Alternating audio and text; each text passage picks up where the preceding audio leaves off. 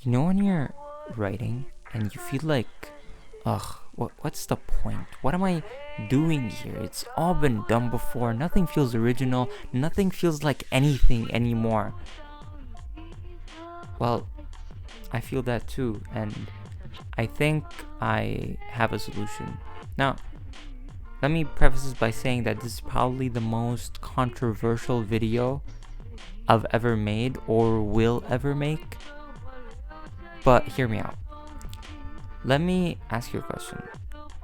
If I asked you to name in a semi-objective fashion who is the best writer, right? Who would you answer?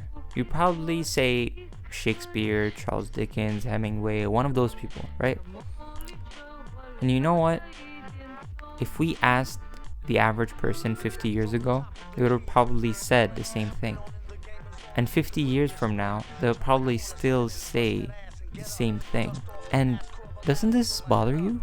Like, don't get me wrong, I believe that Shakespeare, for example, has had a profound and deep-rooted impact on literature and English. But does that really mean that he gets to be the greatest of all time for all time? I know that I must sound absurd, but doesn't this bother you at all? Doesn't this feel strange? If not, let me frame this differently. Let's say you're an avid reader, and I ask you to name 100 writers. Who are you gonna name? You're gonna name the people who you learned about in school and you know as the big writer names. Again, the Shakespeares, the Hemingways, the Tolstoys. And then you're gonna name the people you're reading now, the Sally Rooney's, the Max Berry's, the Jeff Lindsay.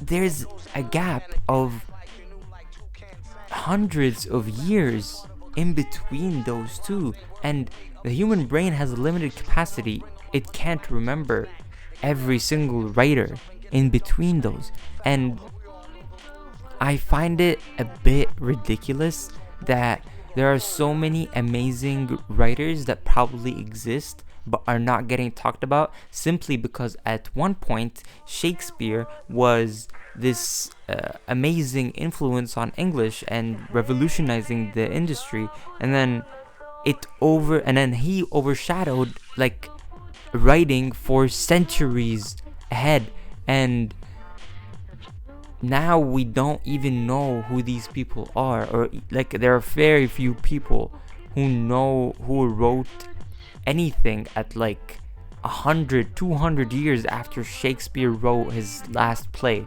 And see, this is the issue with our society and our educational systems, is that instead of seeking new found sources of knowledge and new starts of education, we keep feeding every generation the same thing. Regardless of how good it is, that's not how it should be. It's never how it should be. Because if you draw a dot, then there are only so many arrows you can bring out of that dot.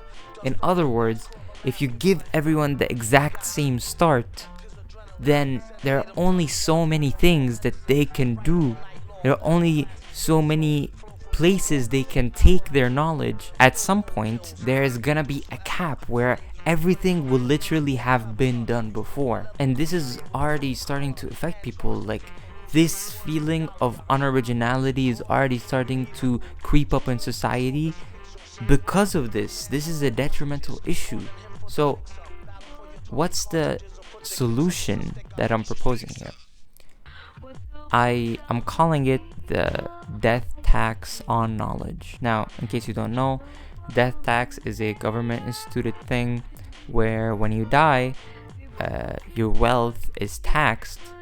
You can't give all of it to your descendants, and it returns to the government, and then the government can distribute it again to the commonwealth. Regardless of that, the death tax on knowledge would be that after a certain period of time, 100, 200, 500 years, we start to limit and eventually extinguish something, like whatever it is, and no matter how good or bad it is. I know this sounds impossible with the advent of the internet and with things being so culturally rooted. However, I believe that with a continuous effort over decades from official and unofficial sources, we can eventually take something away from the mainstream. I know I must sound ridiculous, and I'm not trying to say that anyone who's reached this level of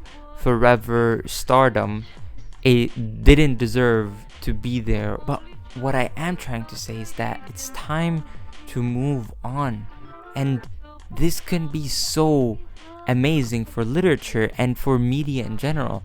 Imagine a generation, or every few generations, there is a new set of writers that have a starting point that has never before been a starting point in the history of literature. Imagine people who, instead of Shakespeare, they learned from Zadie Smith, or instead of Hemingway, they learned from Sally Rooney, or instead of George R.R. Martin, they learned from Max Barry. I think that this can be an immensely powerful, unique, and interesting and thrilling thing for literature. And beyond that, think of all the lazy, complacent companies that ride on the coattails of their IP and continuously milk their IP, giving us sloppy sequels and reboots and live action remakes. Think of Disney. Think of how much Disney does this. Think about how the last profitable, liked IP they made is Inside Out. I hope I didn't offend anyone with this video. I love popular culture and classical writing, and have made videos and will continue to make videos that you can watch on them. But I thought I should shed some light on an important topic.